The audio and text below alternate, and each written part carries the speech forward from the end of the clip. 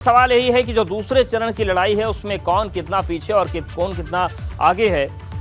OP Singh ji, जो बात तमाम मुद्दों की हो रही है, लेकिन एक बात आशुतोष जी एक सवाल और भी उठा रहे थे कि आप लोग मुद्दों की बात करते हैं, लेकिन जब जनाधार की बात आती है तो आपको प्रत्याशी उन्हीं का लेना पड़ जाता है शाहजहांपुर में।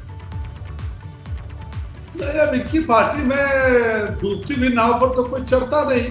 अब इनकी पार्टी में भगदड़ मची हुई है और वो हमारी पार्टी में आ रहे हैं तो हम क्या करें, लेना तो हमारी मजबूरी है।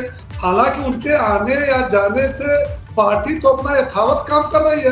अब नगर निकाय की चुनाव देखिए अवधेश जी, 2022 का विधानसभा ऐतिहासिक 39 साल के रिकॉर्ड को तोड़ते हुए हमारी पूर्ण बहुमत की सरकार बनी, भारी बहुमत बनी। उसके बाद से हम निकाय चुनाव में लग गए और निकाय चुनाव में हम जाते हैं तो करते क्या है, निकाय चुनाव में हम अपनी सरकार के 6 साल की रिपोर्ट काट देते हैं।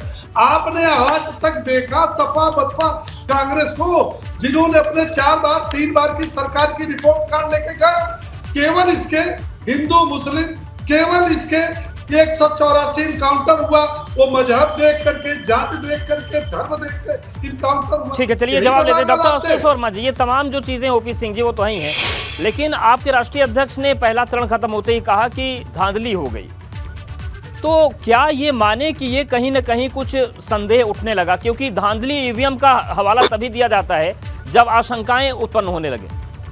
नहीं, ऐसा नहीं है। देखिए, पहले तो मैं एक बात साफ कर दूं कि ये जो जुम्मा अभी 6 साल में सरकार में आए हैं, वो सीख किसको दे रहे हैं? जो उत्तर प्रदेश में 4 बार सरकार बना, तो ये नसीहत अपने पास रखिए कि आपकी पूर्ण बहुमत की सरकार आ गई है, हम बना के छोड़ चुके हैं। तो ये मत बताइए कि समाजवादी पार्टी का कैडर कैसा है।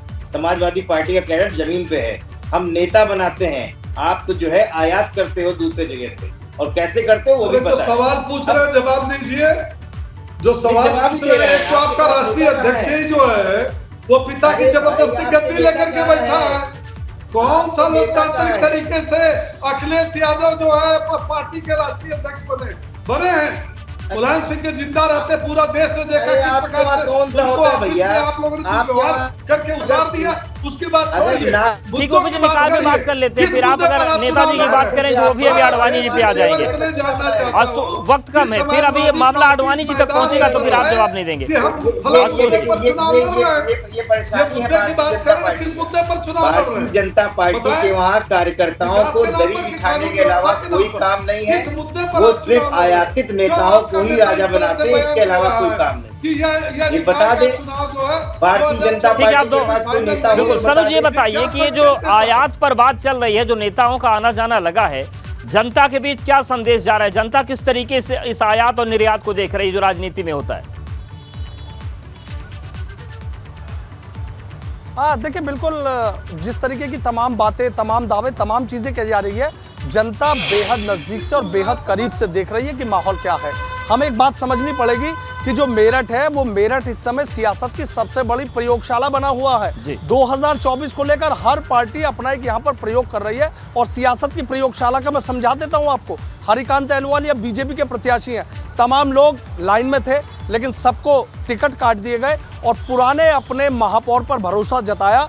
2012 से 2017 तक हरिकांत अहलुवालिया यहाँ पर महापौर रहे, तो क्या पुराने अपने महापौर को इस बार उतारना बीजेपी की एक बड़ी रणनीति का हिस्सा है। अब बीएसपी की बात कर लेते तो बीएसपी में भी कई बड़े दावेदार थे, लेकिन अपने कैडर के शख्स को चुनाव मैदान में उतारा। शुरू में कहीं नाम नहीं था, लेकिन अचानक से उनका नाम आता है। और तीसरा, समाजवादी पार्टी का प्रयोग आप देख लीजिए कि मेरठ में 4 लाख से ज्यादा मुस्लिम है, बावजूद इसके गुर्जर को टिकट दिया। बिल्कुल, गुर्जर और मुस्लिम समीकरण बनाने की प्रयोग कर रहे हैं, जनता भी सब देख रही है।